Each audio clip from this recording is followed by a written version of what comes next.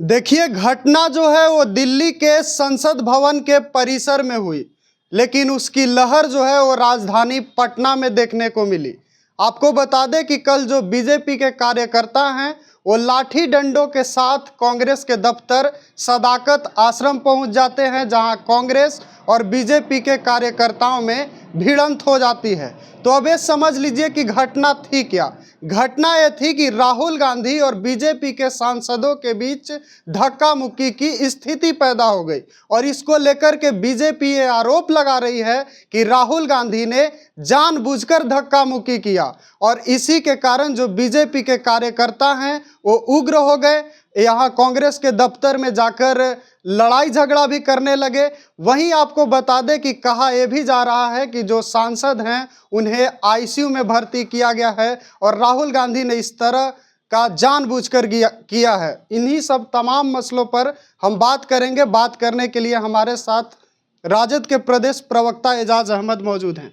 कैसे देखते हैं सर, बीजेपी कह रही है राहुल गांधी ने जानबूझकर ऐसा किया। देखिए, इस मामले को इस तरह से देखने की आवश्यकता है कि जैसे भारतीय जनता पार्टी के नेता और भारत सरकार के गृह मंत्री अमित शाह जी जो अपमानजनक भाषा बाबा साहब डॉक्टर भीमराव अंबेडकर जी के संबंध में राज्यसभा में अपने अभिभाषण के दौरान किया था, और जिस तरह की भाषा उन्होंने इस्तेमाल की थी, उसके बाद पूरा देश आंदोलित हो गया।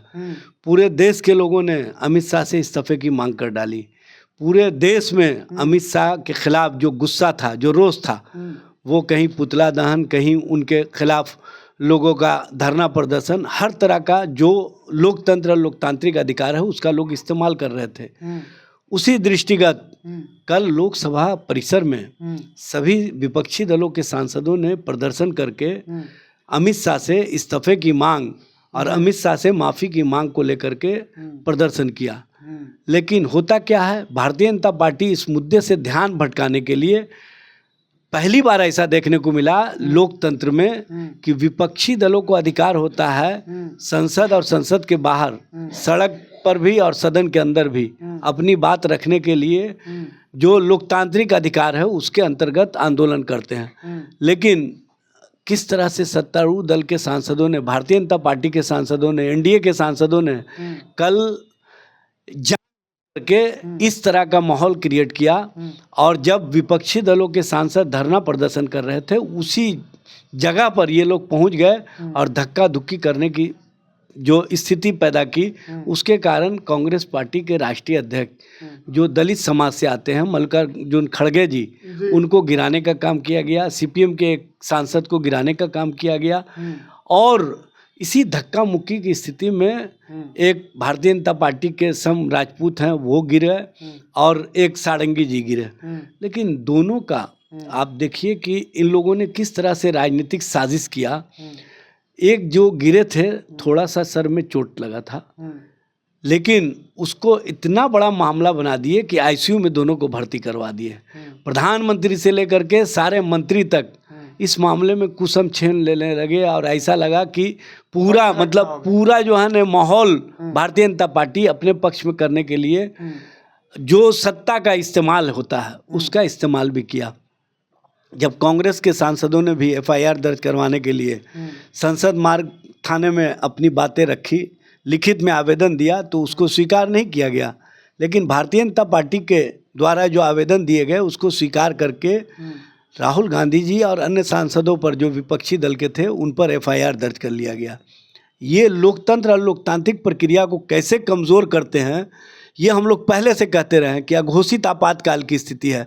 विपक्ष की आवाज़ें नहीं सुनी जा रही है, विपक्ष की बातों को दबाया जाता है। विपक्ष को कहीं ना कहीं सत्ता के माध्यम से भारतीय जनता पार्टी रौंदना चाहती है, वो स्पष्ट रूप से दिखा। और इतना ही नहीं, भारतीय जनता पार्टी ने पूरे देश भर में अपने नेता कार्यकर्ताओं को निर्देशित कर दिया कि आप कांग्रेस के कार्यालय पर चढ़ जाओ और वहां जाकर के उनके साथ मार पिटाई करो। भाई, ये लोकतंत्र है क्या? इसी को लोकतंत्र कहते हैं क्या? सर, गिरिराज सिंह ने कहा है कि राहुल गांधी जैसा झूठा नेता कोई नहीं है, अराजक तत्व है राहुल गांधी। देखिए, गिरिराज सिंह क्या भाषा बोलते हैं उनको स्वयं पता नहीं होता है, क्योंकि ये लोग बयानवीर हैं। ये लोग इस तरह की भाषा बोल करके, अनर्गल प्रलाप करके अपना स्कोर गेम बढ़ाना चाहते हैं, अमित शाह की नज़र में आना चाहते हैं। और अमित शाह ऐसे लोगों को ही पसंद करते रहे हैं, ऐसे ही जो कहीं ना कहीं अनर्गल भाषा बोले, जो ओछी राजनीति करे, जो अमर्यादित भाषा बोले, वो अमित शाह की नज़र में सबसे बड़ा नेता होता है। तो इसीलिए ऐसी भाषा का प्रचलन पूरे देश में भारतीय जनता पार्टी के नेताओं कार्यकर्ताओं के द्वारा, चूँकि जब आला कमान ऐसे लोगों को संरक्षित करता है तो ऐसी भाषा बोलने वाले खुल करके आगे आ जाते हैं। और ऐसे भाषा बोलने वालों को जो प्रोत्साहित भारतीय जनता पार्टी कर रही है, ये देश और देश के लोकतांत्रिक व्यवस्था के लिए ठीक नहीं है। बाबा साहेब भीमराव अंबेडकर पर जो बयान अमित शाह ने दिया है, उसके लिए वो देश के लोगों से माफ़ी मांगे, इस्तीफा दे करके ये स्पष्ट करें कि हमसे गलती हो गई थी। लेकिन वो ना इस्तीफा देना चाहते हैं, ना माफ़ी मांगना चाहते हैं, और वो उस तरह की राजनीति खड़ा कर रहे हैं जिस तरह से आपने देखा होगा महात्मा गांधी जो देश और देश की आज़ादी में अपना योगदान दिए, उसके विचारों को कमज़ोर करने के लिए किस तरह का खेल भारतीय जनता पार्टी कर रही है।